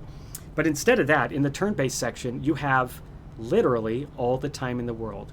You can ruminate, you can cogitate, you can make sound tactical choices or terrible ones based upon all the information you can collect from menus, from UI, from what you know about the beasties and stuff like that. You can use all of that at your leisure. There is no sense of, I'm tired today and I'm thinking slow and therefore I'm bad at the game. Not in XCOM, not in chess with guns. Instead, you have the opportunity to spend infinite time. So each turn, which is really like 2, 3, 4, 5 seconds of quote unquote real time, can take hours, days. And so that juxtaposition between turn-based flow of time, which is infinite versus game turn, and also real-time flow, like in the Ant Farm and some other games that, Forage Friends, the game I'm working on, had as its central conceit that when you grow a plant, it takes a certain number of days in real time that is proportional to the number of days it takes in real time. It's a smart, fun way of doing things. I'm not going to comment on if that's the way we're doing it, other than to say it's a smart, very interesting way of doing things, because you are tying real time to game time. And because of that, it puts a sort of pressure on you. I wake up in the morning and I'm like, oh no, I have to water my plants. Can I do it in the afternoon or evening? Maybe, maybe not. But that's real time. That's suddenly a thing that interacts with you in your daily life, as opposed to the chess with guns section, where I can sit and stare at the screen for a month. I certainly have sat and stared at the screen for 20, 30 minutes during some of the more hairy battles, and nothing happens. It's like SuperHot, but even more. Time only moves when you move. And then when you're done moving is when the game knows to move. So that's another thing. Civilization series, a lot of these old school run around, make armies, beat them against things, Cities, all those type of games often use this turn-based versus real-time-esque gameplay. For instance, if you play certain games, maybe a year goes by for every second. That's not uncommon. Or a day goes by every 3 seconds. Stardew Valley does this. I think it's every 7 or 14 seconds, something like that. So that creates a sort of urgency, right? Whenever there's a real-time clock matched to things you got to do, then you have urgency. Even if you have all the real-time clock in the world that you want. Stardew Valley doesn't care if you spend 20, 150 years playing it. Most people kind of peter out year 4 and 5, and they've done most of the stuff, but there's no reason to have done that or not to have done that. They may have moved in a way that is more purposeful than someone who's still learning the game and might spend 9, 10 years to get to the same point. But at no point does the game care. And it's not part of why things happen in the game except for seasonally. However, the player feels that pressure, even though there is no explicit pressure other than the passing of the seasons, which really is all about new opportunities. And so that becomes another tool that the designer has.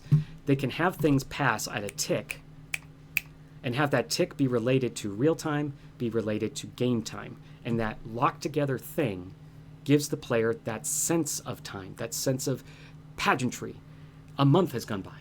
A month has gone by. Now I understand this game. This is not a game where I'm interested in eating lunch and then going to my job and then coming back and lifting weights and then calling another sim. That's a completely different flow. And that's definitely not a thing when a month goes by every snap.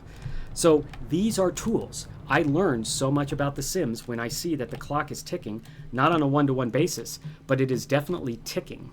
And I have to use that amount purposefully, right? There's a real-time pressure, even if I can pause the game, which you often do, and spend a lot of time on it. This is number 6, by the way, so I have half an hour left. I'm going to probably juggle. What's some other examples? Long Dark, Animal Crossing. Let's do that. It's more appropriate for this channel, or at least more recognizable by folks in this channel.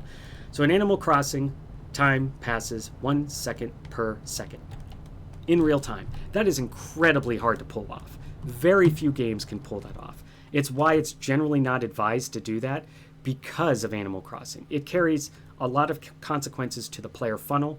The player funnel is just, everyone comes in at the top. Not everyone comes in out at the bottom, and it's because of things in the game.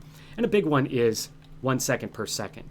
I can't really meaningfully play this until a certain number of hours has passed, is a thing that came later with these, any sort of mobile game where it's like, you can plant crops again in 5 hours. So those are all kind of the same thing. But in Animal Crossing, it's more. It's much more. In order to cheat, in order to make time pass faster, you have to change your system clock. And so, that's absurd. That's definitely time being used not just as a mechanic, but as kind of a cudgel. And so because of that, the game is the game. When do I plant turnips?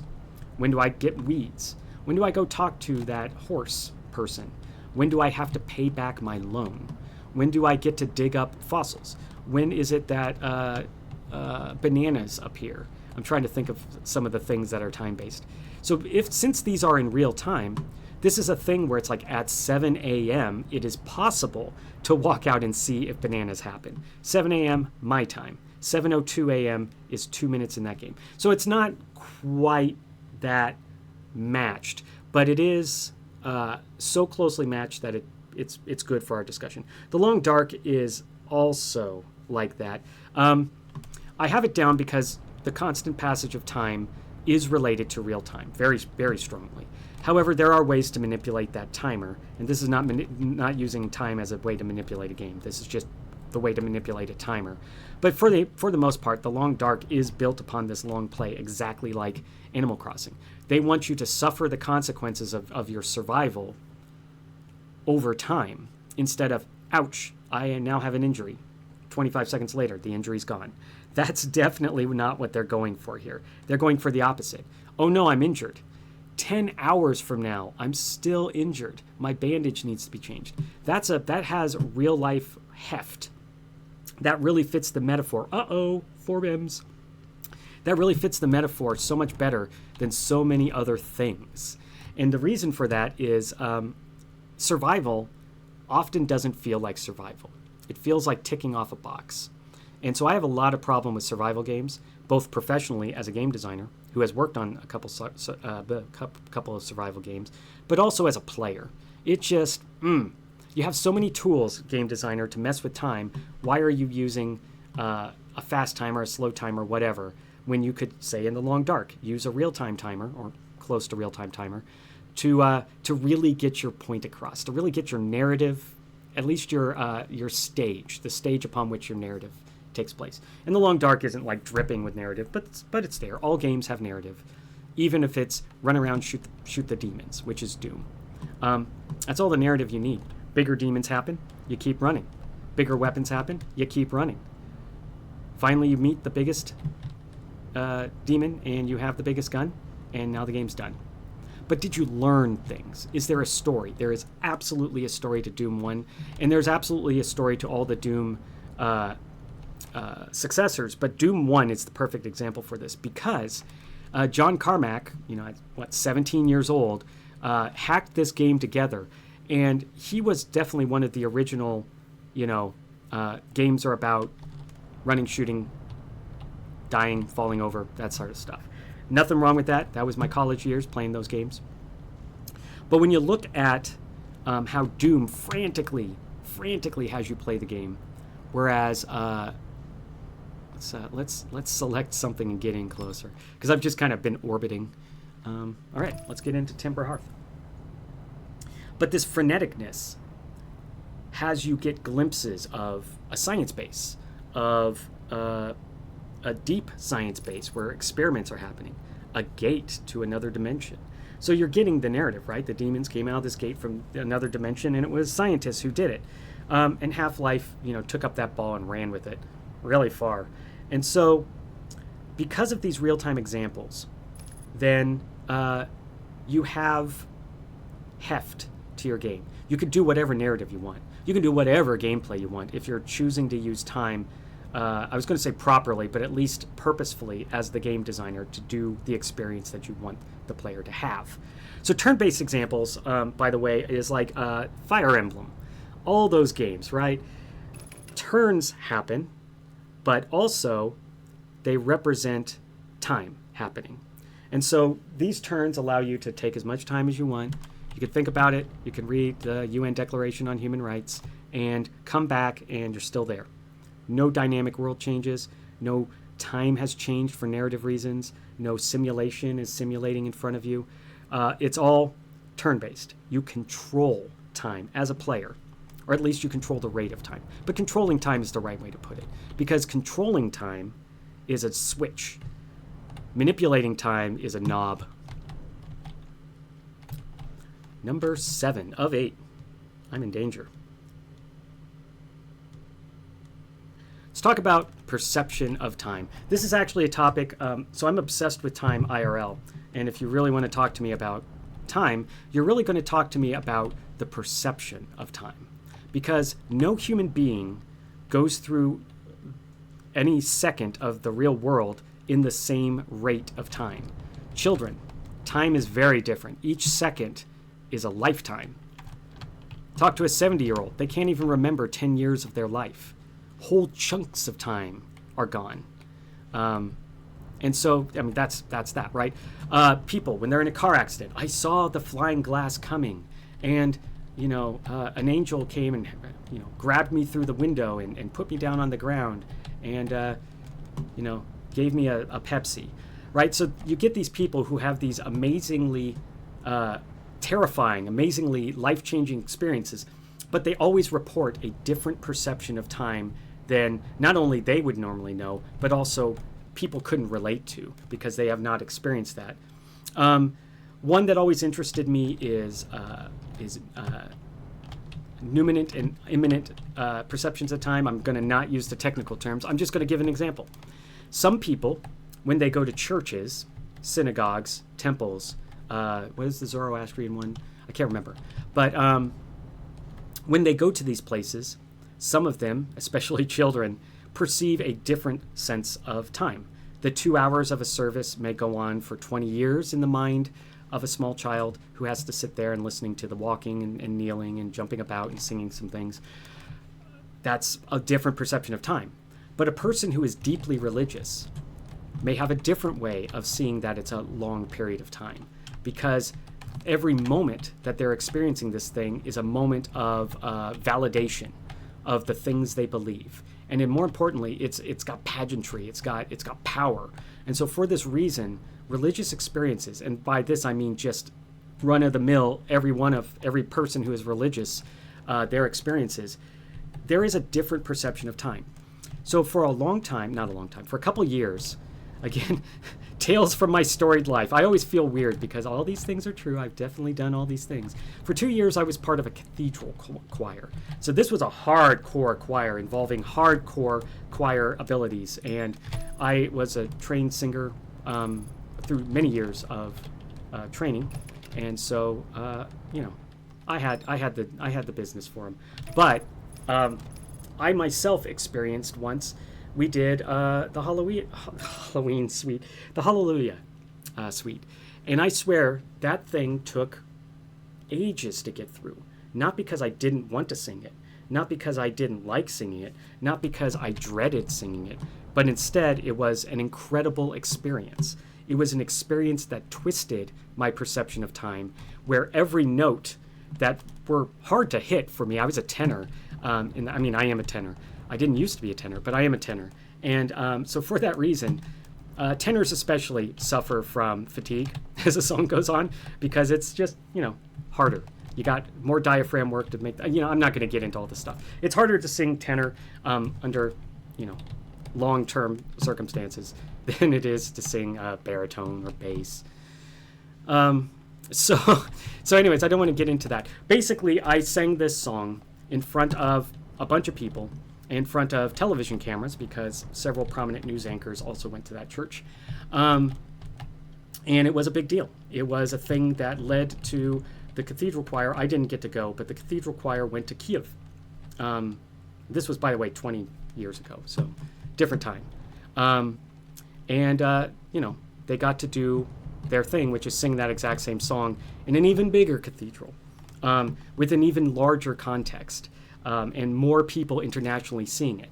And a friend of mine who did go definitely said, yeah, that thing you said where every note just hung and it took forever and you're exhausted, but you keep going because you know that you've got so much time left, but so much things to experience, each note vibrating, each note like kind of using your top skill. Yeah, that was me. I experienced that. But you don't have to believe me. You can believe, say, a tennis player. You could believe a baseball player especially. They've done so much science. And they're like, there's no way a baseball player can, perceive the ball coming at them, to perceive when that moment comes. And that's absolutely true. Baseball players are trained not to do that, but they're trained to react very quickly to very subtle cues. And then they know that at a certain point in time, based upon just raw experience, that now is a good time to swing based upon their own personal business. So, but they perceive the time. They see the ball coming slow motion. They have this belief that the ball is under their knowledge. Oh, we're gonna have the supernova happen while we're behind that planet, aren't we? Oh no, that was just atmospheric effect. So football players get this a lot. I knew a couple football players. Seattle Seahawks. I don't know where to stop with these personal stories. But anyways, I knew a couple of them. Yeah, I met Randy Johnson, the baseball player, under humorous circumstances. I got a lot of these stories.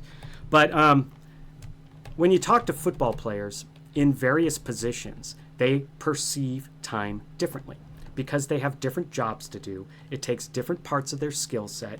It requires them to react either quickly or slowly. It requires them to take certain cues that are maybe exhausting to see, like tiny movements. And all these things come together to create a different player perception of time. Are there any real life, any video game examples? Or are you just going to keep going on about people you've met? Well, there are. Dark Souls. Think about it. That game is all about timing. All about timing. However, the game is also slow and methodical. So when you're not experiencing supernovae,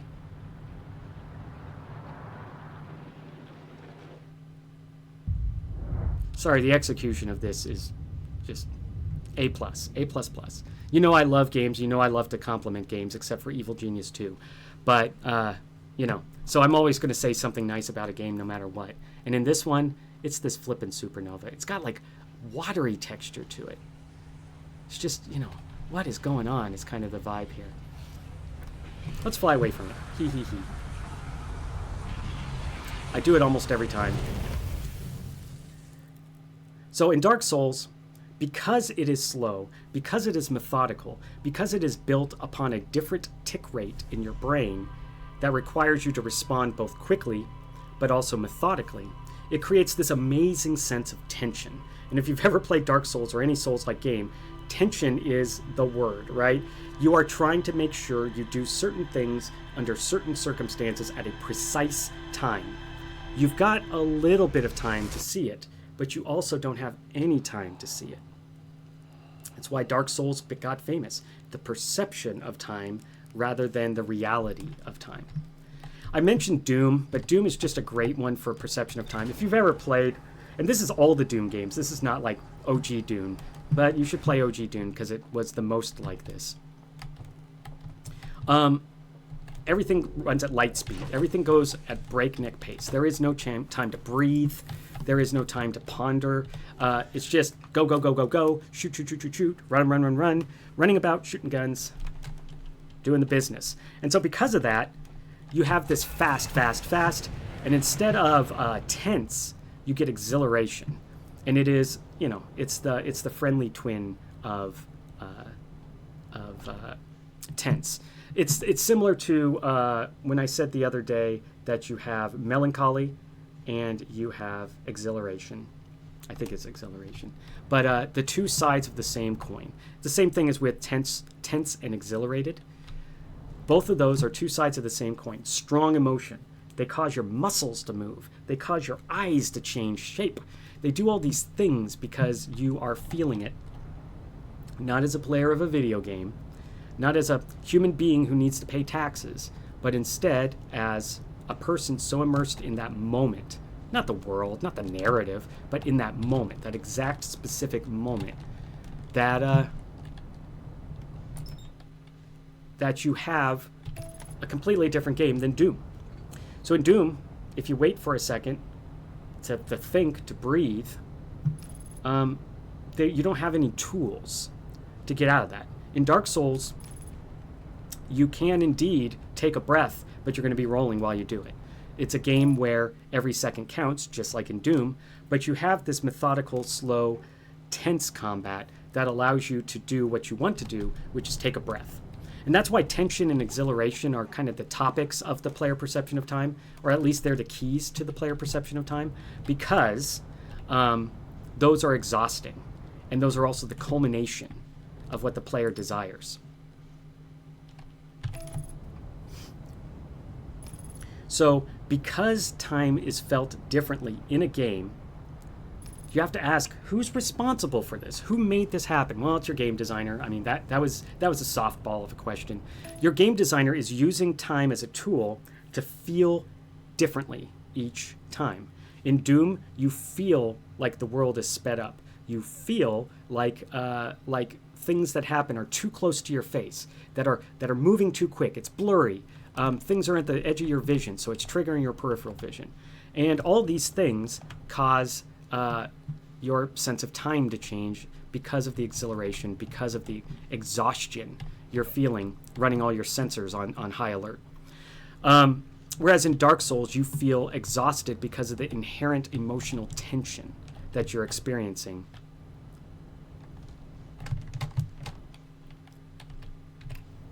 When you do this. Whoa, whoa there, whoa there. Up, that's a lively one. As I've gotten older, I've been like, who do I talk like? And I decided to talk like Zeus in I'm kidding, not Zeus. I was gonna say all the parts he's ever played. But anyways, the phrase "that's a lively one" that really resonated with me someday, and I'm like, this could be used for everything. So gravity is a big deal here. Someday I'll use the concept of gravity as a way to reinforce things you want to tell the player, but not today. We're here on time. Time and gravity, though, are closely related, just not in this video game. So the game design itself gives you that altered perception of time. The game design itself is built around, not as a core principle, but as a tool to get to the core principle, which is the player perception of time. So The Witness. The Witness is a game that you can do at pretty high speed. The Witness is also a game that rewards patience. It's a kind of a mystery, and you need to slowly solve the puzzles, slowly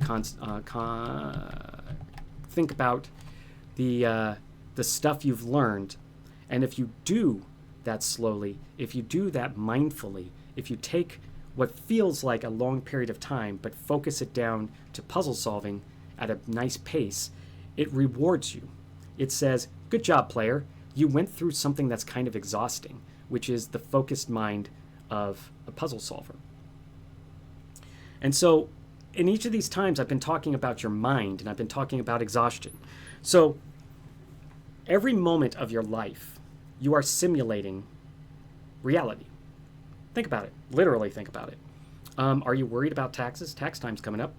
You just simulated a reality in which taxes are coming up, and you have to deal with that. Is it your birthday? How was your second birthday? How was your 10th birthday? How was your 20th birthday? At some point, you start to simulate a reality. You may not remember your second. For some of us, you may not remember your 20th. But as you move up, you can start to say, oh yeah, I did this on my 25th birthday party. You just simulated a reality in your head of this party. Whoops, ha ha ha. There's better examples. For instance, imagine you're in a jungle. Haha, I did a different one this time, friends. Imagine you're in a jungle. Imagine how warm the jungle is. Imagine how humid the jungle is. That weird jungly smell that's kind of a mix between rot and just weird leaf smell, weird flower smell. Look, there's a boa on that branch right by you, on this liana tree. You don't even know what a liana tree is, but you definitely know what a boa is, and so you can guess what a liana tree is. There's fruit. It's red. Should you eat it? Smells tasty. So all of those things caused you to simulate a reality in your mind. You were, oh, that almost ended in tragedy. So because you simulated in reality, by the way, I'm landing on these places and then realizing that, I would be hitting pretty quickly gameplay areas, and, the gameplay is what this game's all about despite time. So I'm going to try to avoid that.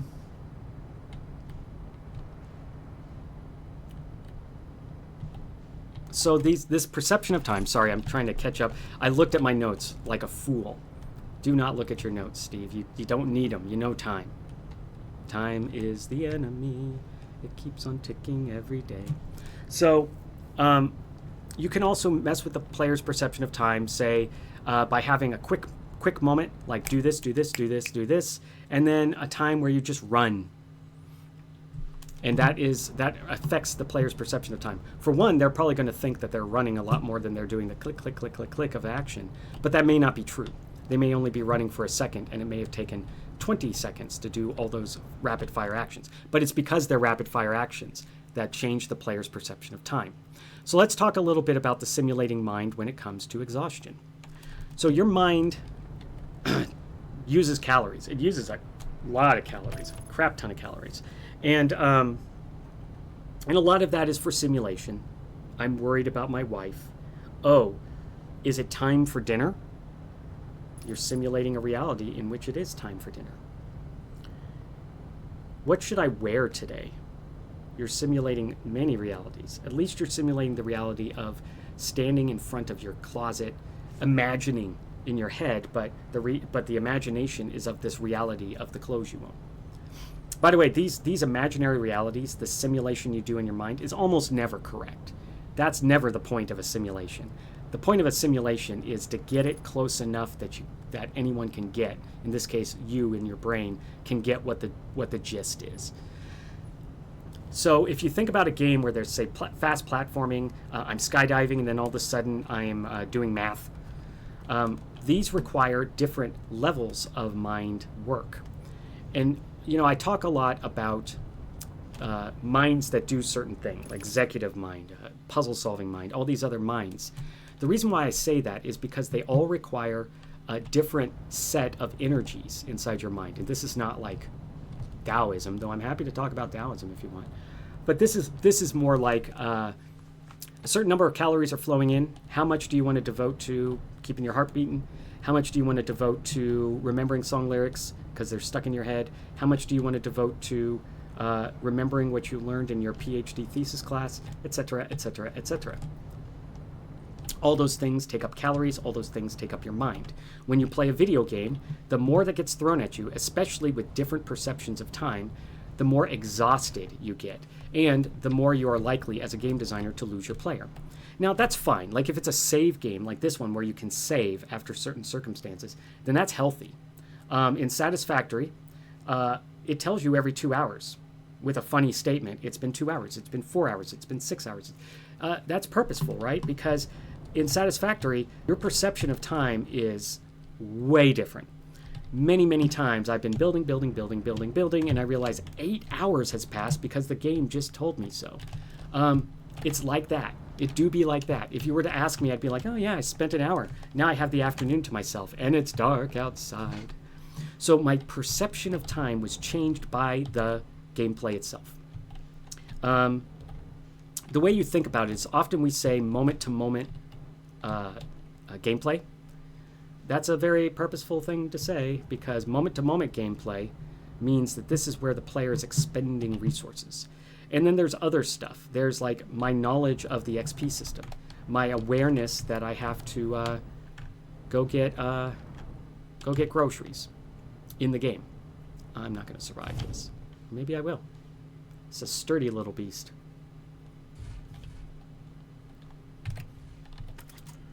So all this takes energy. And so when you mess around with time, when you give the player multiple time scales, ominous. Oh, we went into shadow. That's a pretty cool effect. I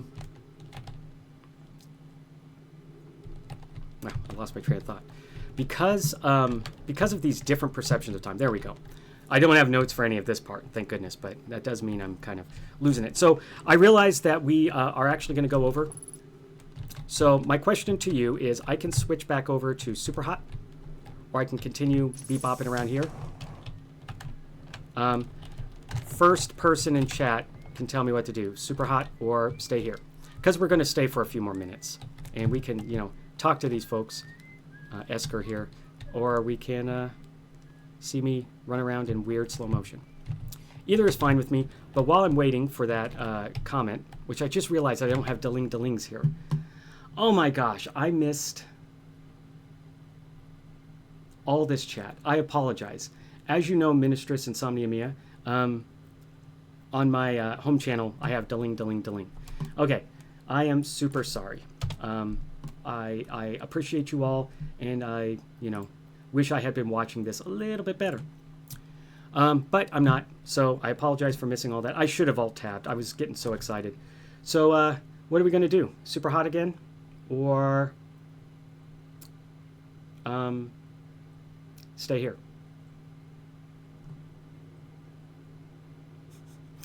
I'm going to scroll up. The dolphins, yeah. I'm sure I've told you, Somnia Mia, a couple times about the dolphins in that. Okay, let's stay here. That's right. Ministress, you voted to stay here last time and got overridden by democracy. So this time you are in charge. You're the monarch. And the monarch says, Sojourner is going to stay here. So there is a ridiculous amount of lore. I mean, like, really, I'm trying to avoid showing lore, but notice that these people are talking about listening to other explorers play instruments. I think I've spoiled it in the end, in other streams, but in the end, All these folks are playing instruments, and it's lonely. It's a different type of loneliness. It's a loneliness that is not based on being alone, but on being distant from anyone else. And that's what this music stuff is. These characters, they even know that this is terrible, right? Or like at least this is weird. But they're talking about hearing signals from other explorers, and almost all of them involve music. And in the end, after you do the business that makes this game, you get everyone together again, and they play together all of their different little tunes, and you realize that they were parts of a whole. And that is narrative in a nutshell. I mean, that's just good narrative. All right, so let's finish with player perception of time. I think I've knocked that one into the ground. So let's move on to the last one. I'm looking at the time. Time-restricted progression and time-restricted events. Animal Crossing again.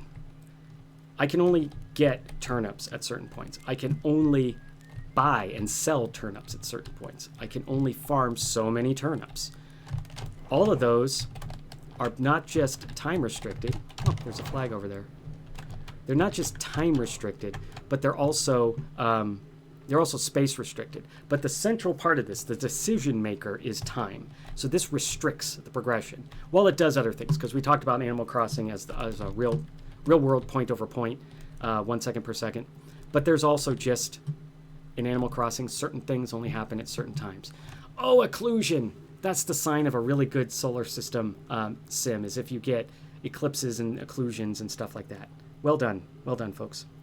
So we have real-world time in Animal Crossing, and it syncs up with in-game events that are of limited time. So blink and you miss it. Pokemon Go is like this a lot. You know, if you're not out walking during a certain hour, you miss out on the shiny or whatever. So that one also matches more haphazardly, but less than it could be, the flow of real-world time with the limitations of time-restricted events.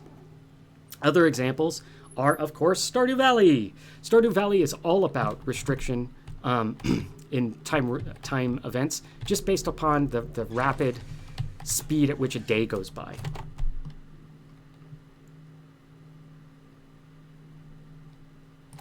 Oh, Hitchhiker's Guide to the Galaxy. Okay, I'll accept that then. What's going on?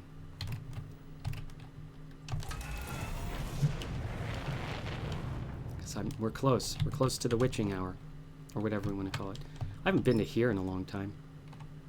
These are those twins I was talking about, where one is dumping its matter into the other one, Ember Twin. And by the way, this is matched with the supernova clock as well. That's why I was going to use it as an example. I just called it the wrong thing. So you can see that Ash Twin has, at this point, lost a lot of its matter, to the degree that you can see that there's a structure inside that was originally covered in sand. But you can see all that sand is flowing into Ember, and you can see that Ember is filling up with sand. So opportunities that were there earlier when there wasn't anything in there are gone. Opportunities to do things that you couldn't do before, or not easily, are now there. Perfect example of time and world-changing events. So in Stardew Valley, you've got a lot of time-limited events. In fact, it's a game of time-limited events. But you have some tools to deal with it. You have... Sorry, son, I didn't mean it. That would have been an unfortunate way to go. Pokemon Gold, Pokemon Go, all those games are built around day-night cycles. When certain Pokemon appear is based upon real time, or at least real time that's game time. So I'm going to stop there because it's 9 o'clock, and I'm going to sum up. So a game designer, a person who has an experience that they wish you to have. I guess we didn't do the 4Ms this time. Oh, well. So a game designer has a experience they wish you to have, and they use time, they manipulate the concept of time to give you those experiences. Sometimes we use time to put the players in control of time, and that allows them to have some sort of control over the game. Sometimes we use time to restrict them. You can only plant this crop during the day. You can only plant this crop in the spring. Sometimes we use time to tell a narrative, like in 12 minutes. where the entire story is built around what the hell is going on? Why did your wife get murdered? Why are you framed? What is this guy who came in? All that stuff is a narrative device by using time. And you can use time as an environmental force. We're seeing that in this game. You can use time as a way to create the core around which your game is made, like SuperHot. So Outer Wilds, it's a core mechanic. SuperHot, it's a core mechanic. Time is a resource, like Persona, Pikmin. Manipulation time, Braid. Real-time world changes, Brittle Hollow in this game. Animal Crossing. All of these show, just by their very existence, just by the fact that I'm listing these things off in different contexts, these show that time is not just a thing that designers use, but it is probably the most purposeful thing that they can use as a tool to get their point across, to get that experience that they wish someone else to have. Because there is no solar system like this. We don't have much to go on in terms of our real world experiences. But one thing that helps us is the slow orbiting of these planets. One thing that helps us is the 22-minute timer, which I think we're going to see go off one more time before this ends. Or at least I'll keep going until that happens, because this is the thing that I want the final frames of the fast forward VOD thing to have. We have all these ways of manipulating time. They tell us how to feel, tense, exhilarated. They tell us how to strategize. Do I have all the time in the world to think? Do I have to respond in under a second? They tell us how to experience a story. Do I have to wait? Do I have to not wait? Do I have no time to read the story? But that's that point. There's also the fact that you can tie time to a person's real life time. Whenever you're sucking up one of the seconds of the player's time, that is the only time they ever have, you are also making the game move forward by that amount of time. So, strategize, feel, experience, move. All of these are how designers use time. Are we going to get that supernova? You know what? I've been doing this a little bit more. Does anyone have like a game design general game design question, or a comment on this particular discussion? Because we could do that real quick while we wait for the end to come. While we're doing that, I will start the closing ceremonies. My name is Sojourner. Real name Steve Williams. I am the game designer for Pipe Trap Studios, upon which channel you're seeing. Sorry, I'm laughing because Somnia Mia in chat says this discussion of time went by surprisingly quickly. The perception of time. That's what it's all about. Who am I? Oh yeah, Sojourner, Steve Williams, game designer, work for Pipe Trap Studios. Pipe Trap Studios is an art outsourcing co-development studio, but also a game development studio has been spun up, and I am the game designer for it. Because of this, I get to talk about cool game design stuff on this channel, and I should tell you when to catch it. Every Thursday, 7 to 9 p.m. Pacific, I am here, and every week I have a different game design topic, and I have a different game, or in this case, set of games to play that kind of show that topic. Am I going to show you Monster Hunter Wilds and get us thousands and thousands of viewers? That's not really what these streams are about. I'm a game designer. I want to talk about game design. And hopefully you are enjoying what we have to see in addition to watching this. I really wanted this star to go supernova before I ran out of this. So I'm going to do another plug. I'm going to do one plug for my own channel. I have a channel, Cloud Yeller, like a person who yells at clouds. That's the channel name. I do a lot of streams. I do a stream every day, approximately 9:30 a.m. to approximately 10:30 a.m. Pacific, and that is the coffee stream, where I play pretty much the same game every day, just to kind of get some progress. I was playing Mind Over Magic, and now I am playing the brand new Museum, 2 Point Museum. Just came out a couple days ago. You can also catch me from 8 to 10 p.m. on Saturdays, Pacific, 8 to 10 p.m. on Saturdays and Tuesdays, where I do other things. On Tuesdays, sometimes I talk about a game design topic to prep me for this thing that I do on Thursdays, but also sometimes I just play a game and just talk. And then let's see. On Saturdays, I just play games and talk. My motto is no dead air. So if you enjoy just hearing someone talk endlessly about what's going on in a game, how they feel about a game, what they think about a game, how they think games come together, how they do make games come together, geology, working in a factory, working as a carny, working in art museums, working in science museums. Like I said, it's been a lively life, and I have a lot to say, and I will do so constantly without break in all of my streams. So if you like that, come join me. If you don't like that, well, get out of here. So on that note, I want to say get out of here. And I feel like, talking about players' perception of time, I feel like we're seconds away from that supernova. I have my finger on the transition button for the offline, or for the offline card, stream ending card, I'm sorry. I want to press that button because we're over time, but on the other hand, I could say something else. So I gave my pitch for my channel. It's rad. You get to see my face. But I got to say, this PNG tuber is more rad. So this is my time for shout outs. I've shouted out Alondra for the PNG tuber a lot, but you just heard it again. I want to shout out the founders of the Feast, Pri and Chris, who run Pie Trap Studios. They are my bosses. They're rad people. They pay me money. That's all I ever ask for in life. I want to thank some of our very, very, very devoted stream fans who show up at my streams, who show up at these streams. They chat. This is all you could ever ask for. Ministress, Somnia Mia, Chanel. That's the usual crew. They make this worth doing because I have something to respond to. Because otherwise, I'm just going to talk about game mechanics the entire time, like I kind of accidentally did. I want to thank all of you who are watching this on VOD, on YouTube, and on live right now, and I just don't know about it. You're ghosts to me. I want to thank you all.